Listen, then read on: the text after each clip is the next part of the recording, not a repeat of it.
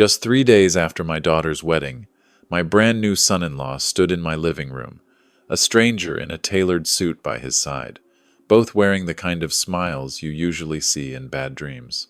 "We've sold the house," he said smoothly. "You'll be moving to a senior living facility next week. Everything's been arranged. He even brought a notary." His tone was cheerful, respectful, like he was doing me a favor, but the glint in his eye said otherwise. That was the moment I realized something was terribly wrong. Before we continue, please subscribe to the channel and let us know where you're listening from in the comments. We want to hear your story too.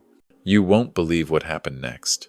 Nathan Carter, my son-in-law of 72 hours, had just tried to evict me from the very home I built with my own hands 25 years ago, the same home where my late wife planted roses along the back fence, where my daughter Melissa took her first steps, where every wall holds a memory carved by time. And now, this man I barely knew, who married into our family with polished shoes and polished lies, was standing in my house with fraudulent papers and a plan. He spoke of practicality, of my age, of how a house this size wasn't suitable for someone like me anymore. But I heard what he really meant. "You're in the way. It's our turn now." He thought I'd roll over. He thought I was old, slow, easily manipulated. He thought wrong. What Nathan didn't know is that I spent 40 years as a systems engineer. I see patterns. I solve problems. And in that moment, I knew this wasn't a misunderstanding, it was a con. One that had just targeted the wrong man. What followed was a quiet war, fought with sharp minds and sharper evidence. I kept my calm, but I started watching, listening, documenting, because something told me this wasn't the first time he'd tried something like this. And if I was right, I was about to uncover something far bigger than a stolen house. I was about to unravel a professional criminal's career and turn the trap he laid for me into his own downfall.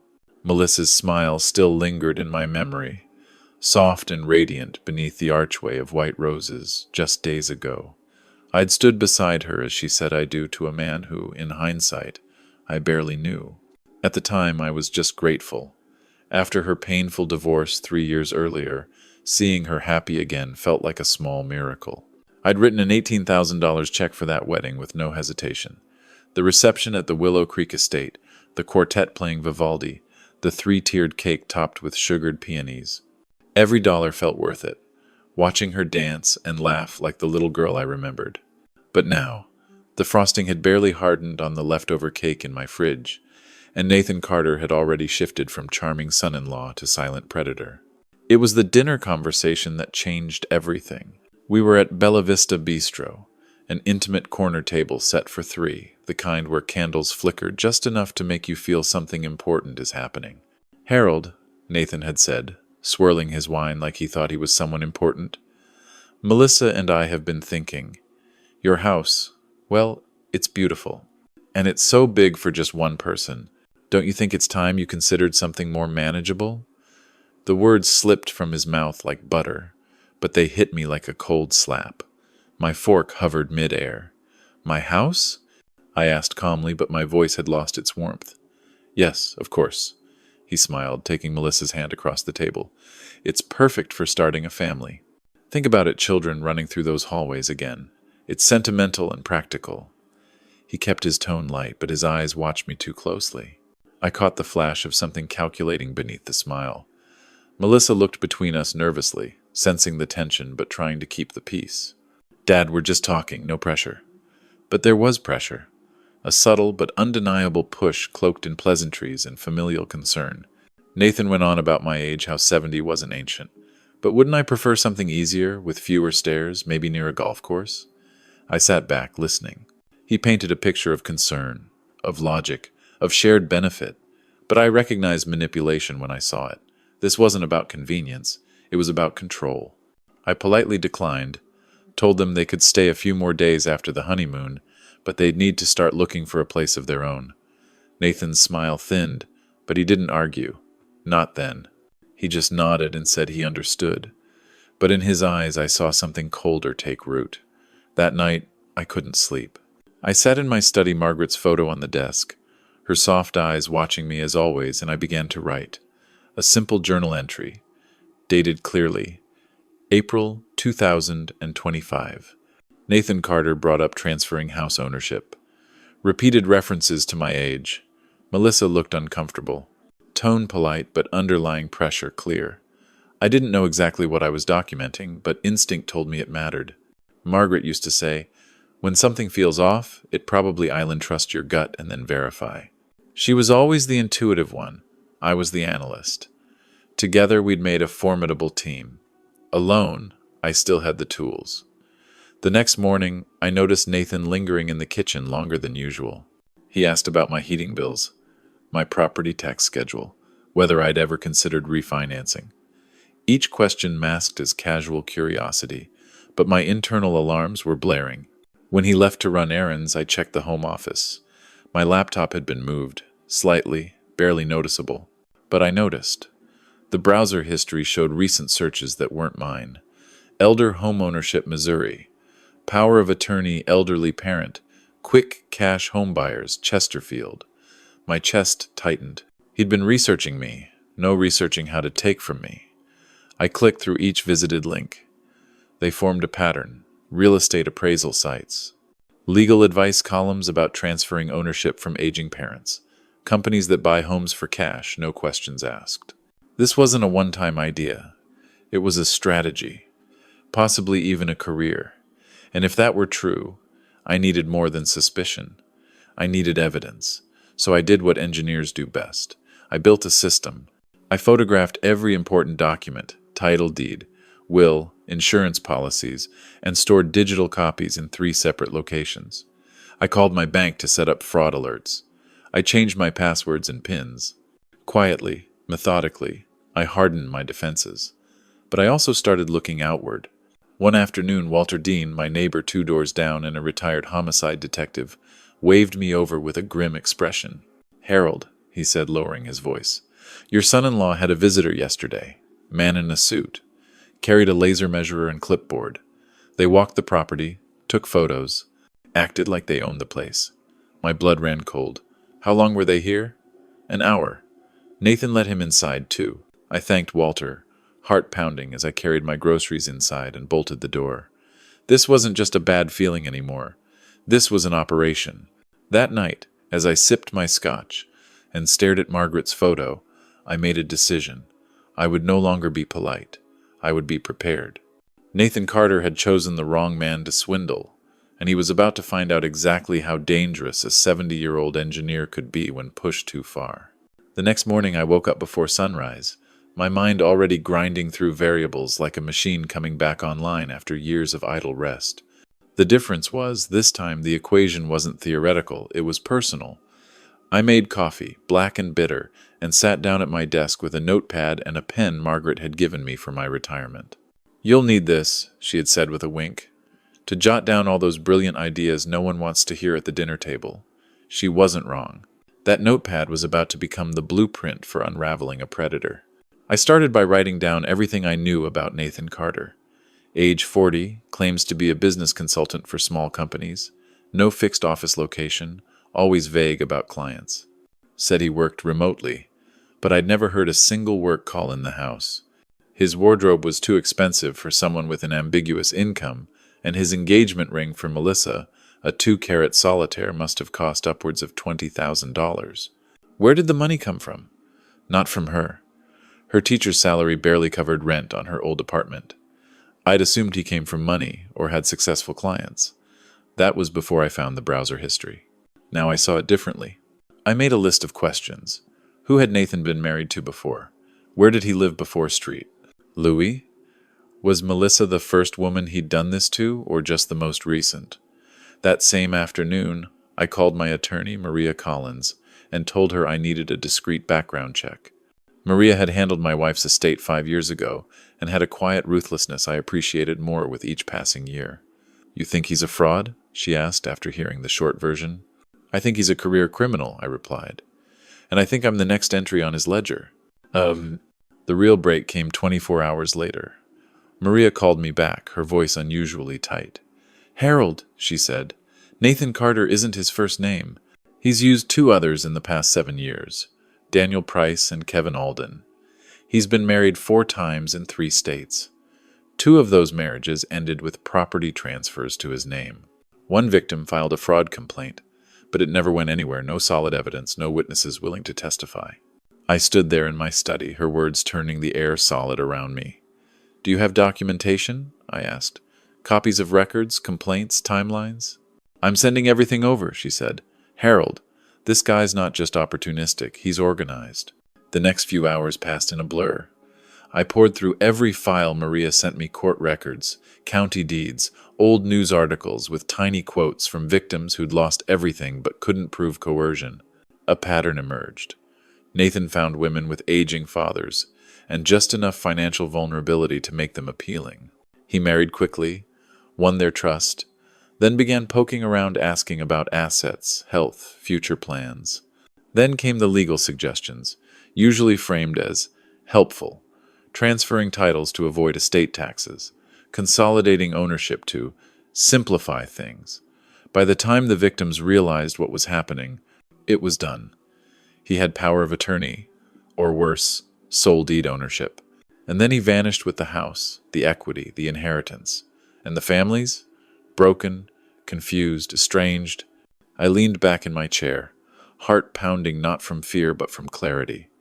This man had walked into my home, married my daughter, and began executing a playbook he'd used time and time again. But what he didn't realize was that I wasn't like his previous targets. I didn't get confused. I didn't misplace documents.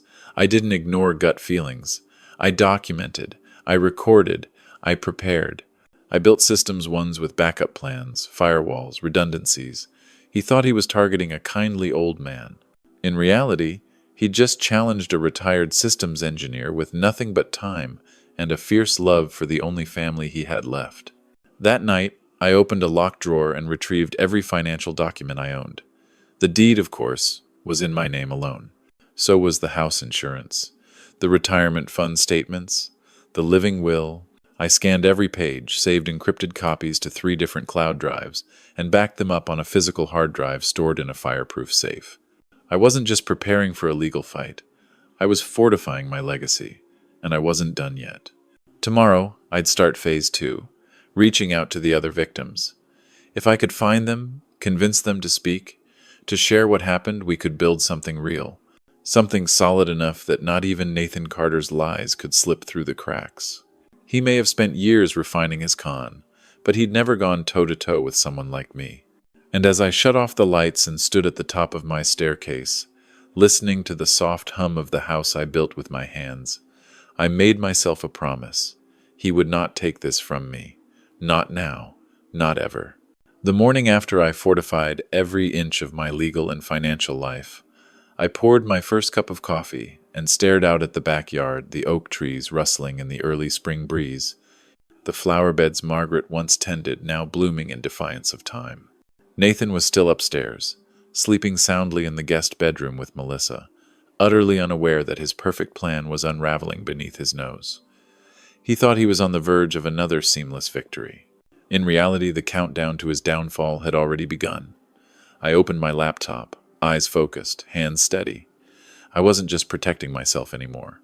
I was building a case. My first call was to a woman named Janice Holloway. Maria had tracked her down through property records and an old court filing in Tulsa. She answered hesitantly, her voice weathered and cautious.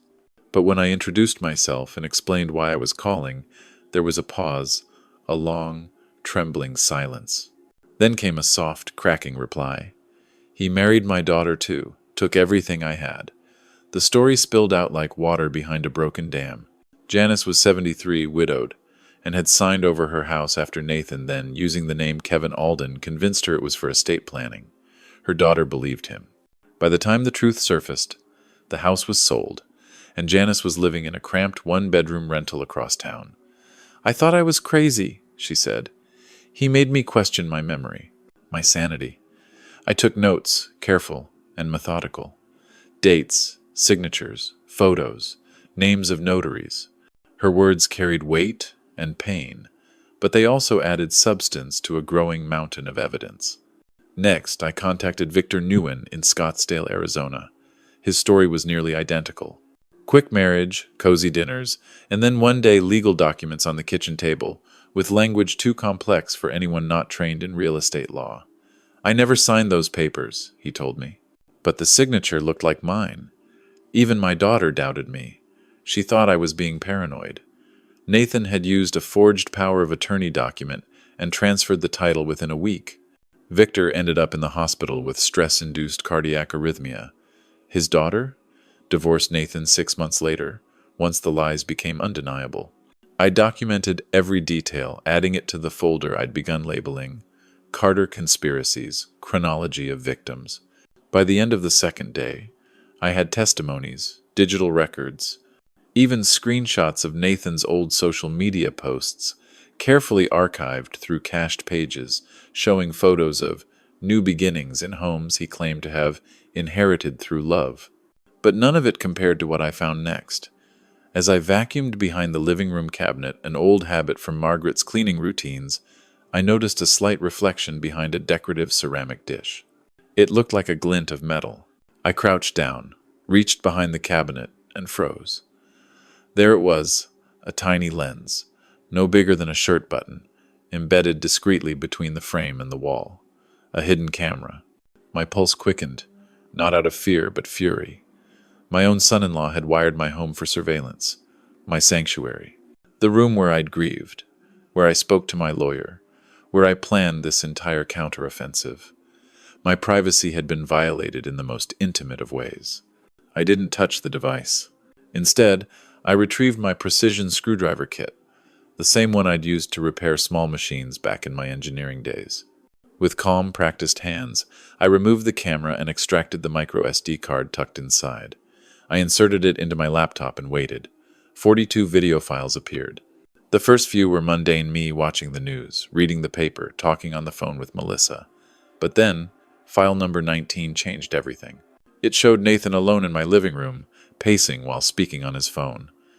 "The old man has no idea," he said, grinning into the silence. "We'll have the house signed over by the end of the month. Brian, your documents look perfect. Just make sure the stamps pass inspection this time." Brian. The same name Maria had linked to a shady notary license in Dallas. Another cog in Nathan's machine. I kept watching. More footage revealed him discussing Melissa, laughing about how she was emotionally loyal and logistically useful. He called me stubborn but predictable, said he had contingencies if I pushed back. He even joked about how easy it was to look legitimate when the bride's father paid for the wedding.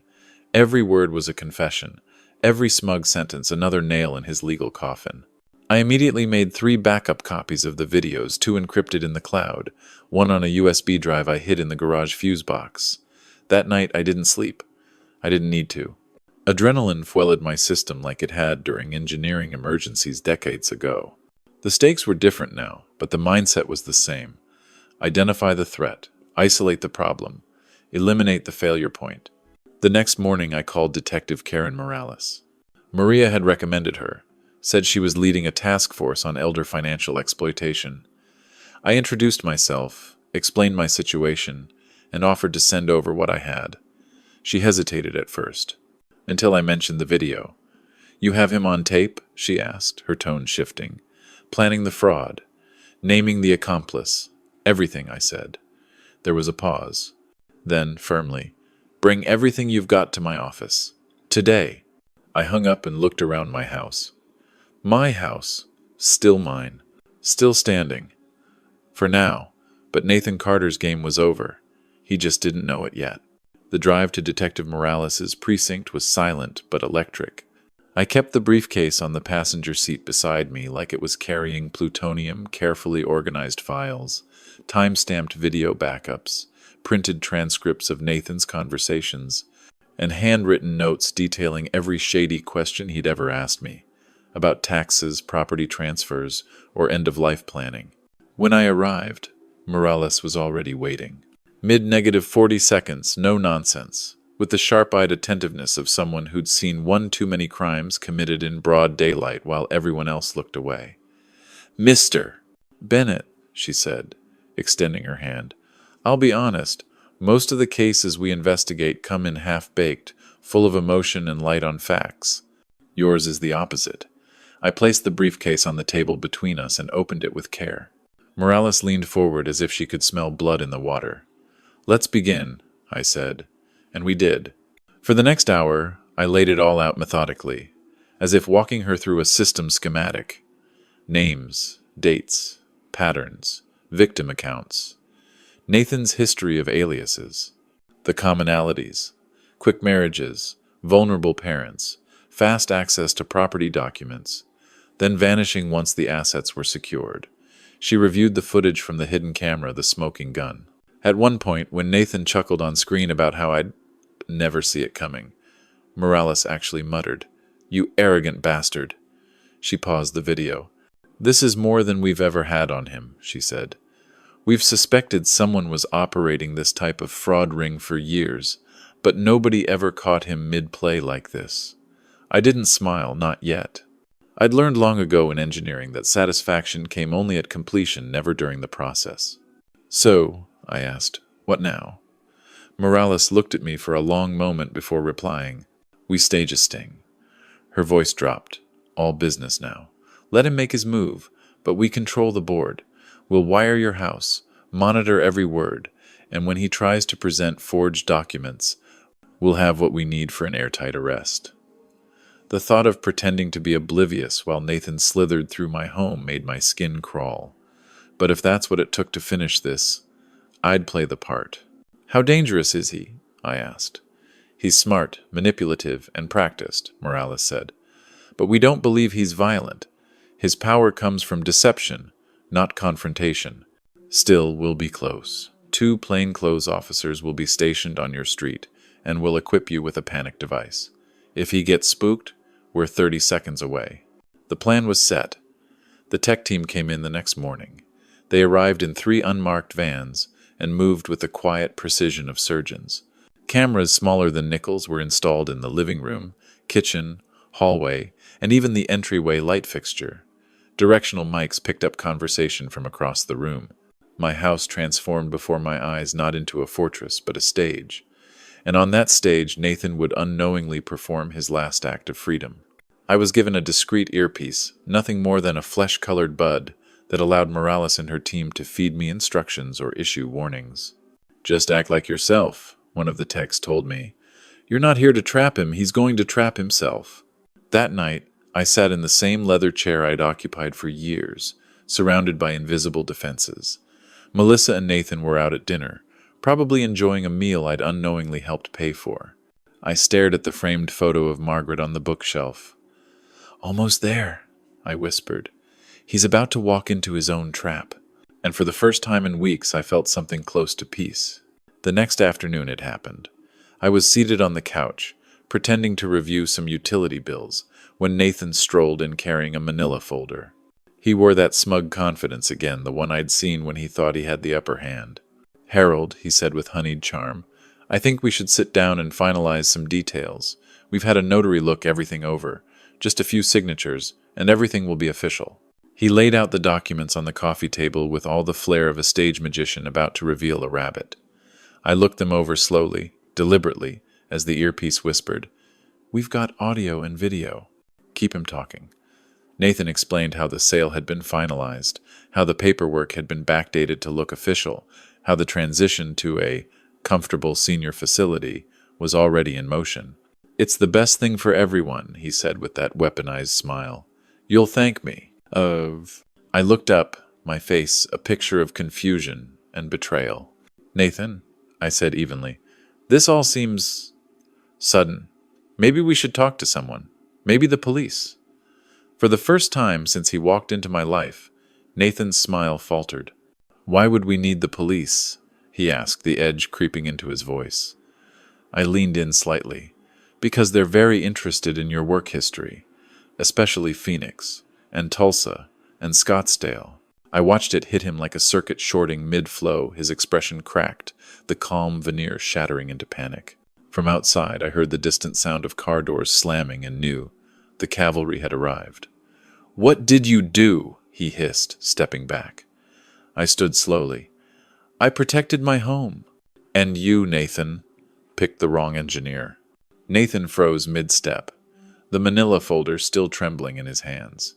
For the first time since I'd met him, the mask dropped. No slick charm, no curated concern, just raw, wide-eyed panic. His eyes darted to the front door, calculating his odds. But it was already too late.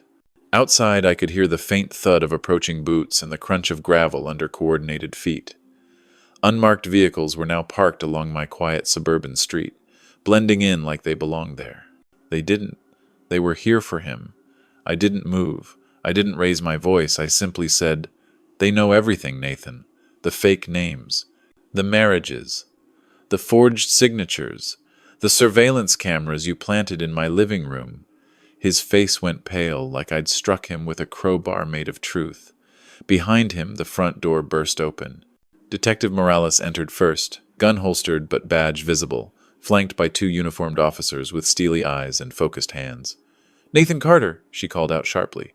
"You're under arrest for multiple counts of real estate fraud, identity theft, elder abuse, conspiracy, and operating an interstate criminal enterprise." Nathan took one last desperate look at me, as if I might somehow save him. I didn't flinch. "This is a mistake," he blurted. "This is a family issue. He's confused. He's old." Morales wasn't having it. "We have recorded video of you outlining your plan to illegally acquire this property. We have audio of you naming your accomplice and discussing forged legal documents. Save it for your attorney." As the officers moved in, Nathan tried to bolt, but it was clumsy, frantic, like a bird slamming into a closed window. They were on him in seconds, twisting his arms behind his back as he shouted, "Melissa doesn't know! You don't understand! This was all supposed to be clean!" The words echoed through my house like a final, hollow justification. Then came the second surprise. Brian Holt, the so-called notary who had helped Nathan fabricate ownership documents, was in the passenger seat of one of the unmarked cars. He didn't even try to run. When they pulled him out and cuffed him, he just sighed and said, "I want a deal. I'll tell you everything." Morales arched an eyebrow. "You're going to need a very good attorney, Mr. Holt, but start talking." As the two conmen were led out into the daylight, a small crowd had begun to form on the sidewalk, neighbors stepping out from behind curtains, arms crossed, heads shaking in disbelief. Walter Dean stood across the street, his face solemn but proud. He nodded once, slowly. I nodded back. Inside, Morales and her team began collecting the physical evidence. The forged documents, the recording equipment Nathan had used, the micro SD cards I'd hidden. Every single artifact was tagged, bagged, and documented. "Mr. Bennett," one of the officers said respectfully, "you've just handed us a case that's going to break wide open. We've been after this guy for months, but no one's ever gotten this close before." Morales added, "Your preparation, your attention to detail, it's extraordinary. You didn't just protect yourself. You may have saved a dozen other families from becoming his next victims." I let out a slow breath. I hadn't realized I'd been holding for days. And still, there was one more confrontation I had to face. Melissa. She arrived later that night. I'd asked Morales to let me tell her myself, and she respected that. My daughter stood in the doorway, her face already stricken with confusion. "Dad," she said slowly, "what's going on? Nathan called me earlier. He sounded scared. He said you'd set him up?" I gestured gently for her to come inside. "Sit down, sweetheart. You deserve the truth, all of it." For the next hour, I told her everything. From the moment Nathan brought up my house, to the browser history, to the hidden camera I found in our living room, to the victims I had spoken with, people just like me, whose lives had been gutted by this same man. At first, Melissa shook her head in disbelief. Then she stopped resisting and listened. Really listened. And by the time I played her one of the recordings, the one where Nathan referred to her as logistically useful, I saw the heartbreak set in. She didn't cry. Melissa had always been tougher than she looked. But her silence was heavier than any sob. "I didn't know," she whispered almost to herself. "I thought he loved me." I reached across the table, placing my hand over hers. "You're not to blame. He's a professional manipulator. He's made a career of doing this to people who never saw it coming." Her eyes welled up, but she nodded. "I'll call my lawyer. I want the marriage annulled. I want my name back." My chest swelled with a bittersweet ache, pride, and sorrow, interwoven like threads in the same rope. "You've still got it, Dad," she said, The fight in you, the instincts. I'm sorry I didn't listen sooner. I smiled faintly. You never needed to protect me, Mel, but I'll always protect you. That night, I stood on the back porch as the wind rustled through the leaves, a soft hum over the newly quiet house. The danger was gone, the lies exposed, the predator in handcuffs. And while there would still be a trial, still paperwork, statements, legal meetings, I knew the battle had been won. I had faced the storm not with rage or fists, but with precision, patience, and proof. Nathan Carter had underestimated an old man with nothing left to lose but everything to protect. And now, all that was left was justice. 8 weeks later, I stood at the foot of the Cook County Courthouse steps with the same leather briefcase that had once carried my engineering blueprints and, more recently, the collapse of a criminal enterprise. The May morning sun warmed the stone beneath my shoes, but the weight in my chest came from something colder finality.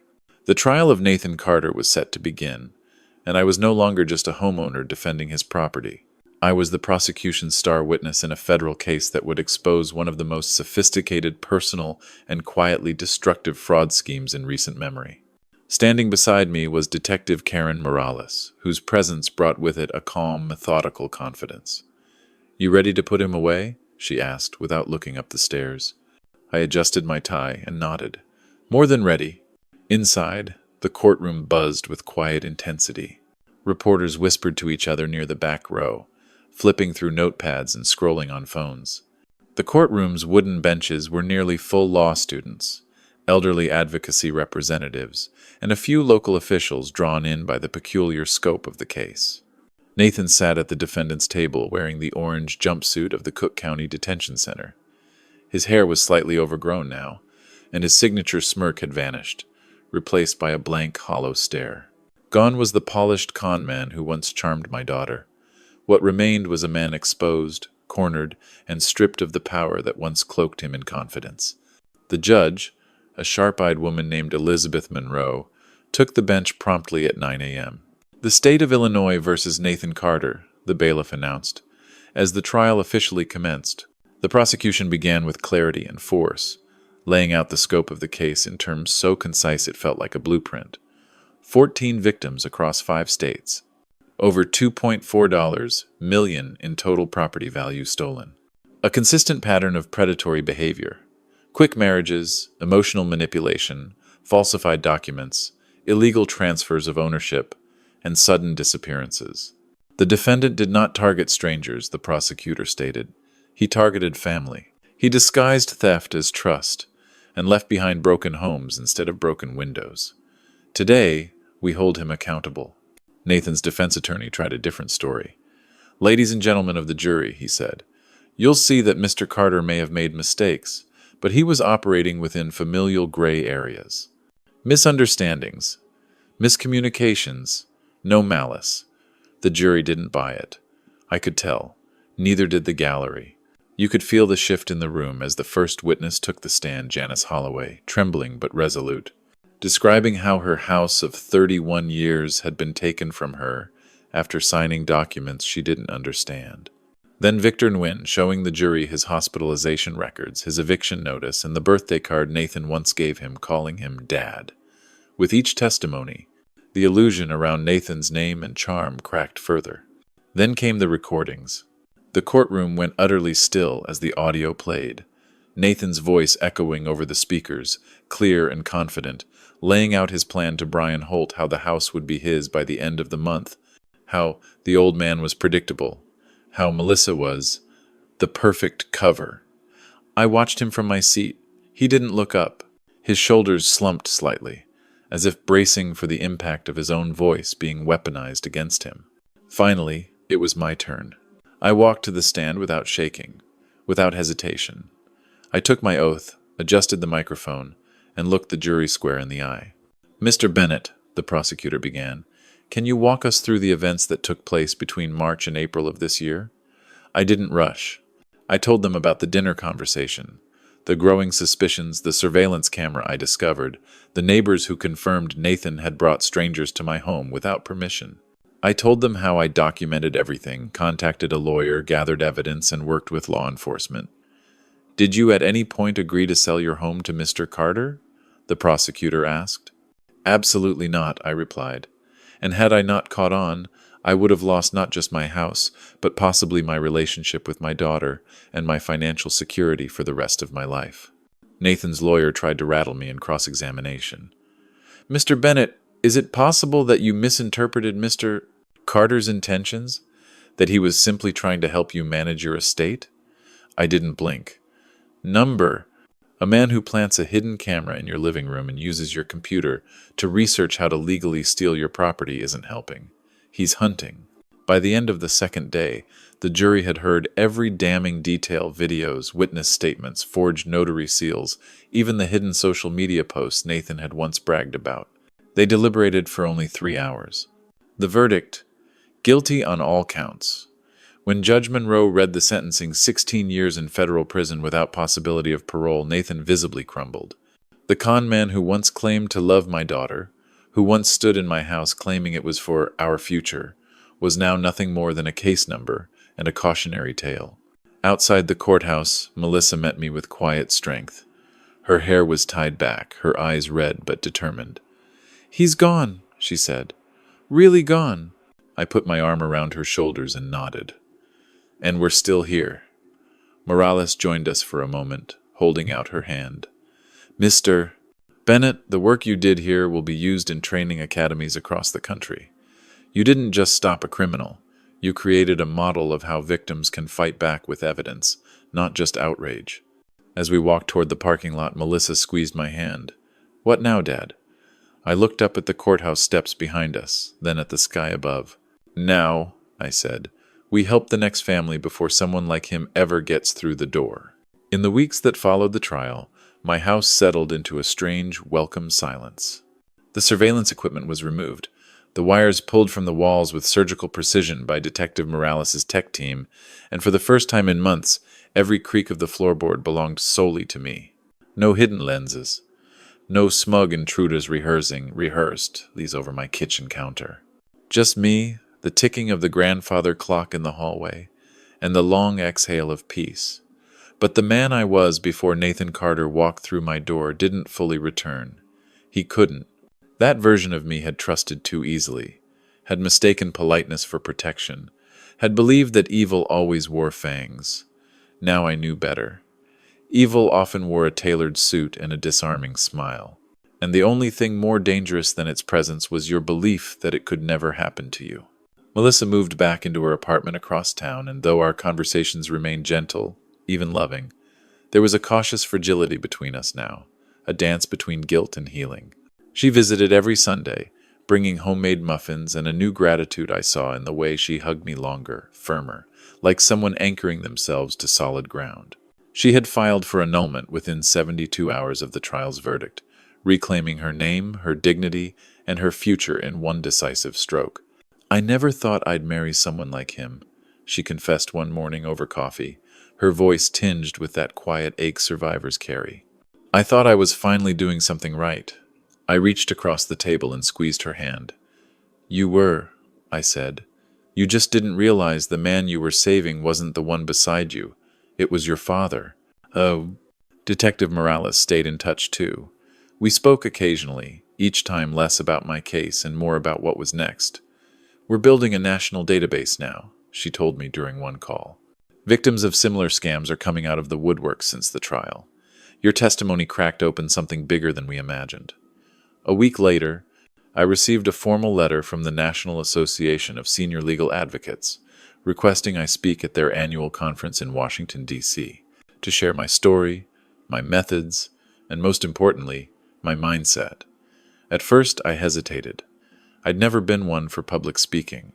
But then I thought about the faces I'd seen in those case files, Janice, Victor, the others who hadn't had the tools or the time or the training to fight back. If I could help even one of them see the warning signs before it was too late, then my discomfort was a small price to pay. So I said yes. The conference room was packed. Rows upon rows of lawyers, social workers, detectives, and family members of victims. When I stepped up to the podium and looked out at all those faces, I didn't see strangers. I saw people trying to protect the people they loved. I spoke plainly, without theatrics. I told them what had happened, how it started with one uncomfortable dinner conversation and ended in a courtroom full of shattered illusions. I showed them how I documented everything, how I traced his pattern, how I stayed calm when I wanted to scream. I'm not a hero, I told them. I'm a retired engineer who paid attention, but if someone like me could stop a man like him, then so can any of you. The applause afterward wasn't what moved me. It was the line of people who waited to speak with me, the hands that shook mine with trembling fingers, the quiet voices that whispered, "This happened to my dad," or "I think this might be happening to my aunt." I stayed until the last question was answered, until every folder was exchanged, every contact saved. That night, alone in my hotel room, I sat by the window overlooking the Capitol and thought of Margaret. "We never imagined this would be our retirement," I said aloud, feeling the words more than hearing them. But somewhere in my chest, I knew she'd be proud. When I returned home, there were 3 voicemails waiting. One from a local news outlet asking for an interview. One from a widow in Florida who'd seen my name in an elder fraud prevention article and wanted to know if she could share her husband's story. And one from Melissa. "Dad," her message said, "I think you were always meant to do something bigger. I just didn't see it before. I love you." I listened to that message twice, then saved it, permanently. Now, I spend my days a little differently. I still tend the lawn, still oil the hinges on the porch swing, still reread the engineering books Margaret used to tease me about hoarding, but I also consult with the Attorney General's office, help develop early detection guides for elder fraud, and speak regularly to community groups and churches. I've even been asked to co-author a handbook for family fraud prevention. It's strange. I never thought I'd become a voice for anything other than structural tolerances and bridge loads. But it turns out, the same mindset that built bridges can also stop criminals, assess weaknesses, reinforce where needed, and monitor load, bearing stress before the structure collapses. My house is still here. So is my name on the deed. So is my daughter's trust. And that, above all else, is what I fought for, not brick and wood, but legacy, dignity, family. Nathan Carter will spend the next 16 years learning what happens when he underestimates an old man with a spine made of steel and a mind sharpened by 40 years of solving the impossible. And me? I'll be on my porch, coffee in hand, helping the next person build their defense before the storm ever hits. Autumn arrived like a whisper in the trees, brushing amber across the edges of the maples in my backyard. The air carried that familiar crispness, the kind Margaret used to call sweater weather, and I found myself lingering longer on the porch, listening to the wind and thinking about what comes after survival. When you spend weeks under siege, building legal armor around every inch of your life, you forget what it feels like to simply live.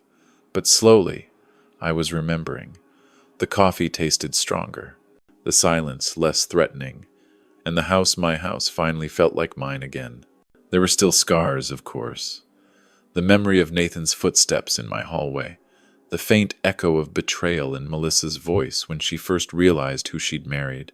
But time, as it often does, was smoothing the sharp edges. The mail had become interesting again. Not just bills and circulars, but invitations, requests, letters. The most unexpected came in a thick white envelope with the seal of the Department of Justice embossed in gold across the front. I opened it carefully. Inside was a formal invitation to serve as a consultant for a new federal task force, an initiative to combat elder financial exploitation across all 50 states. I read the letter twice, then a third time. They weren't just asking me to speak, they were asking me to help build something, a system, a protocol, a network, something that could outlive me and outsmart predators like Nathan Carter before they ever reached someone's front door. I accepted. The first meeting was held in Chicago, in a nondescript federal building with more security than I'd seen since my last trip to D.C. I sat at a long table with people from every corner of the country, federal agents, legal scholars, tech developers, and yes, other victims. Some were older than me, some younger, but all carried the same battle-tested gaze, the look of someone who had stared into the abyss and come back not just alive, but furious and focused. We broke into teams. One group focused on legal reform, another on technological solutions, and a third on public education. Naturally, I gravitated towards system design. We brainstormed a digital platform, one that would allow seniors or their family members to flag suspicious behaviors in real time, abrupt changes to wills, sudden property interest from new in-laws, unexpected visitors posing as financial advisors. I worked with a team of coders to create a pattern recognition algorithm that could cross-reference behaviors across jurisdictions, alerting local authorities before a signature ever met the paper. "If only we'd had this 2 years ago," said a woman from Nevada whose father lost a cattle ranch to a similar scheme. "If only someone had noticed the pattern." That was the refrain we heard again and again. If only. So we built the If Only system. The program launched 6 months later under the name Sentinel. I never cared much for flashy branding, but the name felt right. A silent guardian watching from the shadows, always alert. Within the first 30 days, it flagged 11 high-risk cases, 3 of which led to criminal investigations. That alone would have been enough. But it didn't stop there. Soon after, I was invited to testify before the Senate Special Committee on Aging. Melissa flew with me to Washington. She sat beside me in the front row, her hand in mine, a quiet reminder of how far we'd come. When I was called to speak, I stepped up to the microphone in a room filled with gray suits and stony expressions. I wasn't nervous. I was ready. I told them about the night Nathan tried to take my house, about the long days gathering evidence, and the sting operation that followed. I told them what it felt like to have someone smile at you across the dinner table while plotting your financial destruction. And then I told them about Sentinel, about what was possible when you combined vigilance, technology, and a refusal to be silent. When I finished, one senator leaned forward and said, "Mr. Bennett, most people your age spend retirement in quiet leisure. Why spend yours chasing down predators?" I smiled faintly, choosing my words with care. "Because I'd rather spend my time building a world where people like Nathan Carter can't exist than sitting in a rocking chair pretending they don't." That answer made the evening news. But the real victory came when the committee approved funding for Sentinel's nationwide expansion the very next week.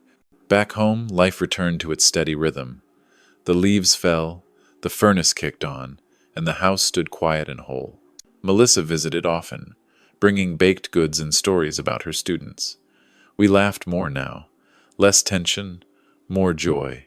Every now and then she'd glance at the photo of Margaret on the mantel and say, "She'd be so proud of you, Dad." And I'd nod, feeling it in my bones. I still keep my journal, the same one I used the night Nathan first asked about the house. It's fuller now, thicker with pages, but no longer just about defense. These days I write down lessons, principles, frameworks, things I hope to leave behind. Because someday another man might sit in the same chair I sat in, sipping his coffee as a con man eyes his property. And when that day comes, I want him to know he's not alone. There's a system now, a network, a blueprint, and maybe, if I've done my job right, he won't just survive it, he'll stop it before it ever starts. The first snowfall of the season arrived without warning, blanketing the yard in a soft, pristine silence that made everything look untouched, pure, as if nothing bad had ever happened here. I stood by the living room window that morning, mug in hand, watching flakes swirl past the porch light. It was peaceful in a way that only comes after you've earned it.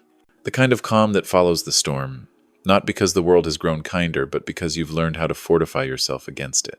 Melissa called around noon. "Are you free for lunch?" she asked. "I was thinking chili and cornbread. Your favorite." I chuckled. "You bring the cornbread. I'll supply the fireplace." An hour later, she was in the kitchen, stirring a steaming pot while I set out bowls. It was our new rhythm, easy, unhurried. There was no mention of the past unless she brought it up. She rarely did, but I could see how much she'd changed. Stronger, wiser, and still somehow full of hope. After lunch, we sat by the fire, her legs tucked beneath her on the couch, mine stretched toward the hearth. The flames danced softly in front of us. "You know," she said, breaking the silence, "it's wild to think how close we came to losing everything." I nodded. "Not just the house," she added, "but each other." That landed, because she was right. Had I reacted with anger instead of patience, with bitterness instead of strategy, We might have become another statistic, one more family fractured by deception and disbelief. But instead, here we were, intact. Scarred, yes, but intact. You taught me something, she continued, that protecting the people you love doesn't always mean shielding them. Sometimes it means trusting them to face the truth even when it hurts. I didn't say anything. I just reached over, placed my hand on hers, and gave it a squeeze. There was nothing left to explain. We understood each other now in a way we never had before. Later that evening, after she'd gone, I returned to my study. I opened my journal, its spine well worn now, its pages full of a journey I never expected to live, let alone document. I turned to a blank page and wrote, "The 1st of December. The house is quiet again, but not empty. It's filled with lessons, with peace, with purpose." I paused, tapping the pen against the desk. Then I wrote, "He came for my property, but what he really tried to steal was my dignity. And what he never understood was that a man who's lost everything else will defend that with everything he's got."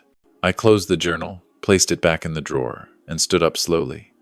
The house creaked softly as I moved through it, the kind of creaks that only come from age, from foundations tested and proven sound. And as I turned out the lights and prepared for bed, I realized something. Justice isn't a single moment. It isn't the gavel dropping or the verdict read. Justice is what happens after. It's the quiet, the security, the sense that the wolves have been driven back to the woods, at least for now. And in that quiet, you don't go back to who you were. You become who you were meant to be. Not just someone who survived, but someone who stood, unwavering, when it mattered most. If this story moved you, or made you think twice about who you trust, then don't forget to subscribe to the channel. Here, we share real stories that matter. Stories of resilience, of justice, of ordinary people standing up against extraordinary deception. And if you've ever faced something similar, or know someone who has, your voice matters too. Drop a comment below and let us know where you're listening from. We read everyone. Subscribing not only supports the channel, but ensures you don't miss the next story that could open your eyes, protect your family, or inspire someone else to take a stand. We release new narratives every week, powerful, detailed accounts of triumph, betrayal, redemption, and truth. You won't want to miss what's coming next. So go ahead, hit that subscribe button, turn on notifications, and become part of a growing community committed to storytelling with purpose. Share this video with a friend, a parent, a neighbor, anyone who might need a reminder that vigilance, love, and courage still win in the end. Thank you for watching, for listening, and for believing like I do that sometimes the quietest voices carry the most powerful stories. We'll see you in the next one.